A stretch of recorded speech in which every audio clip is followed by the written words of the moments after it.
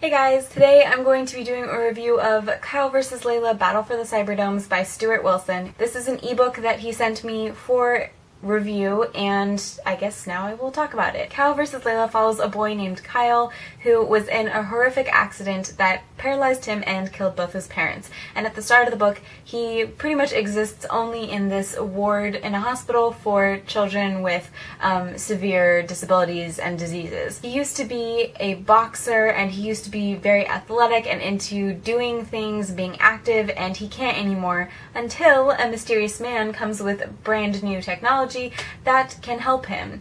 But he has to do it in exchange for becoming a member of the Directorate, which prepares kids to fight paranormal elements and monsters. The second plotline of Kyle vs. Leila follows Leila, who is an American girl living in, I think, a tribe of people who all have the same power, which I didn't really understand what it was, but they all have the same power, and her dad is, I believe, like the chief or the leader of their clan or tribe until he gets killed, and she meets Kyle, and craziness happens. Starting off with the plot, I didn't think it was terribly original. It actually felt like a combination of Spy Kids, because it was kids being trained to be agents, Harry Potter, because a school for kids in a paranormal element.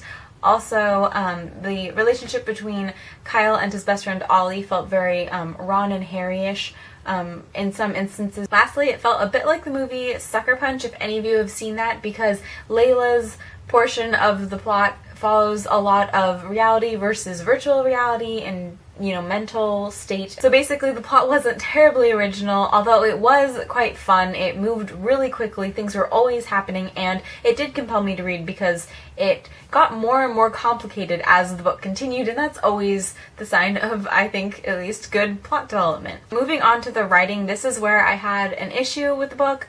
I think that this is actually just a flaw of self-publishing in general, is that you don't get access to the same review and commentary system, and there's just not as many people helping you edit.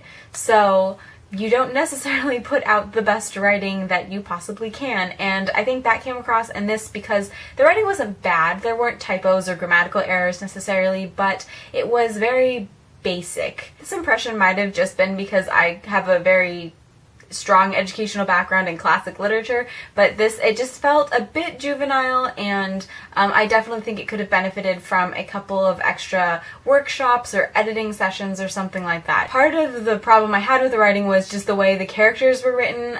Leila, for example, was a very kind of foreign stereotype of an American.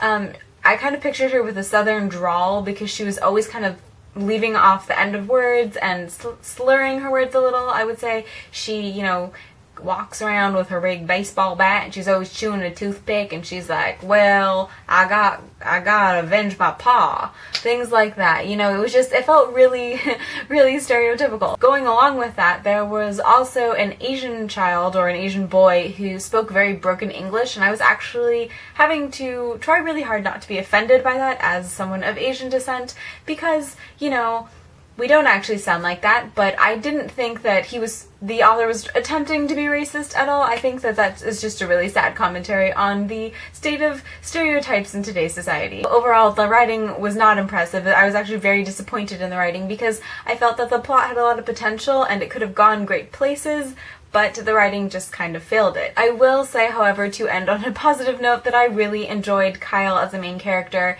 He was smart, he was really moral, and he just had a great sense of right and wrong, and he knew that he wanted to do what was right. I also felt like we got a lot of character development from him. He started off as this kind of whiny kid and became this self-sacrificing hero who was willing to, I don't know, accept that maybe as a single kid he can't change everything, but that he has the power to change maybe one or two things about his world. And I think, fun fact, you guys should totally, if you've seen Man of Steel, totally look for the Man of Steel moment in this book, because that is in there too, with all of the other plot lines. That is totally in there. So overall, I thought that this was an okay book. Again, the writing just really failed the plot. I thought that this had a lot of potential and then it kind of fizzed out. So I gave this a 2 out of 5 stars, but I highly encourage you to go read it for yourself, make your own opinions. Stuart Wilson is a sort of booktuber, so I will link his channel below as well, but he is offering the book for free as an ebook download for I think at least another month, so I will leave the link down below. But anyways, I hope that you guys enjoyed this review. I hope you will go check out the book, and I will see you next time. Bye!